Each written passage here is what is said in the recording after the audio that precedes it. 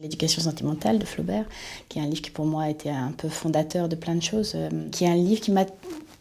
accompagné beaucoup, que j'ai relu, pas entier parce que c'est énorme, mais régulièrement j'en lisais des petits bouts. Et plus je le lisais, plus je sentais les échos étranges avec l'époque dans laquelle on vit. Et peut-être il m'a aidé un peu à accepter qu'on était dans une espèce d'époque un peu avec un effet de fin de siècle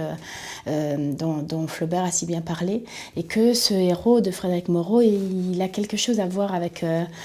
une nonchalance, un côté un peu dandy qui parfois peut m'exaspérer dans une certaine posture de jeunes gens de notre époque. Et je ne m'exclus pas d'être parfois à cet endroit également. On a osé, à base d'improvisation et de choses, se dire, et si on parlait de nos éducations sentimentales à nous, et pas celle de Frédéric Moreau, mais vraiment celle de quarantenaires d'aujourd'hui. Tout ça sur un fond historique qui est celui dans lequel on vit, avec les attentats, et le fait qu'il y a une espèce de banalisation de cette violence, cette espèce d'écart entre une